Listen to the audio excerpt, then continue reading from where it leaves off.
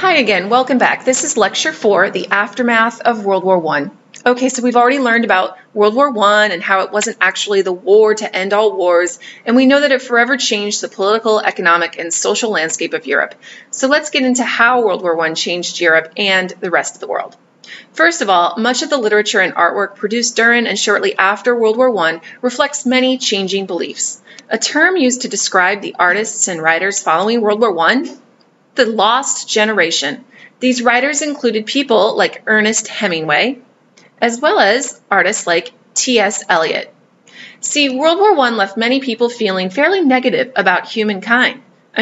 People lost faith in humanity in many ways. It became clear to many people the carnage of which human beings were capable. We have the ability to do horrible things, create devastating weaponry, and holy cow, OMG, we actually have used these against one another. We've allowed feelings of nationalism to cloud our judgment as humans. So yeah, many artists wrote about these types of feelings, and they expressed regret. In fact, we're going to see many new literary and scientific movements during the 1920s and 30s. Examples of this include Sigmund Freud, new ways of looking at human psychology. Freud argued that much of human behavior is irrational. You can't make sense of it. Freudian psychology became extremely popular in the 1920s. Another person, Albert Einstein, developed many of his scientific theories following World War I, such as his theory of relativity.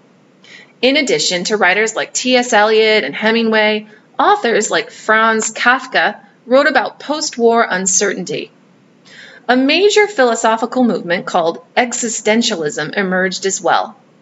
Existentialism was led by thinkers like Jean-Paul Sartre, who argued that there wasn't anything in life that was meaningful except for what we create for ourselves. So he's a very well-known existentialist. Other lost generation writers included F. Scott Fitzgerald, who wrote The Great Gatsby.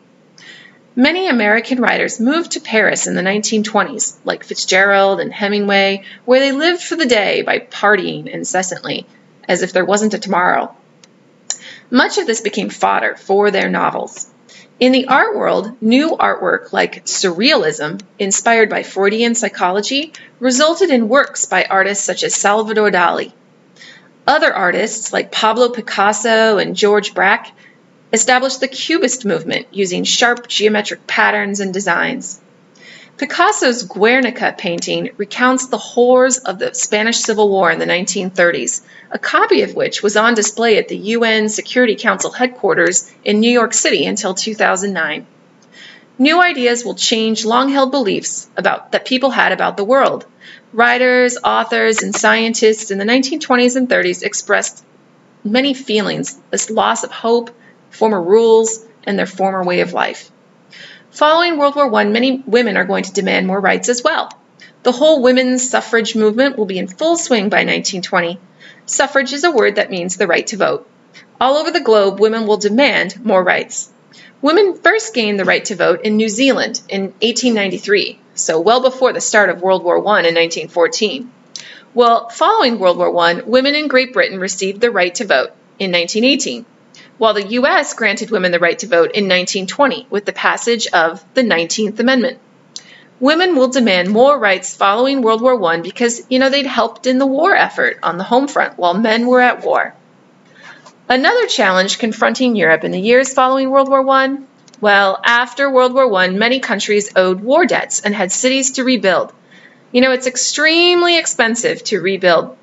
Much of the 20s were spent rebuilding in Europe and countries trying to dig themselves out of debt. And while Europe did experience a boom during the 20s similar to the roaring 20s here in the States, they were utterly devastated when the stock market crashed in the U.S. in 1929. Well, unemployment, we're going to see, is going to increase significantly. See, unemployment in Europe was pretty steady from 1921 to 1929. It only increased slightly. But following the stock market crash, and between the years of 1930 and 1938, there was a significant climb in unemployment, with almost 25% in some parts of Europe. It seems clear that many people lost their jobs because of the Great Depression in Europe, which had a drastic worldwide effect. So what were the causes of the Great Depression? Well, first, there was less demand for raw materials following World War I.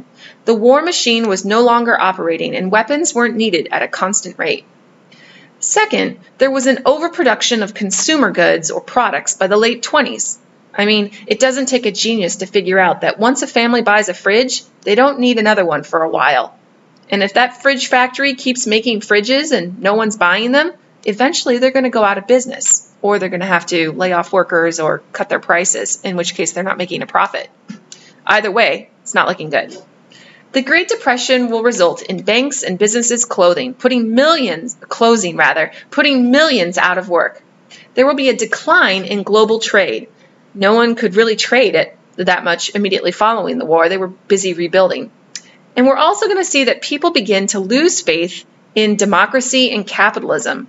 And instead, what we're going to start to see in many places in Europe, people are going to turn towards totalitarian or autocratic rule again, as well as look towards Marxist socialism or communism.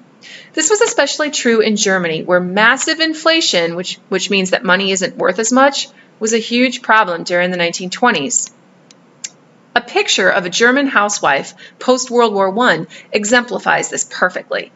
This woman is actually burning money in the stove.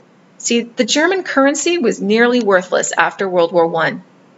This type of desperation is going to drive many people towards alternative forms of government and economies during the 20s and 30s, including one nation called Russia, the topic of my next lecture. Thanks for listening. Bye!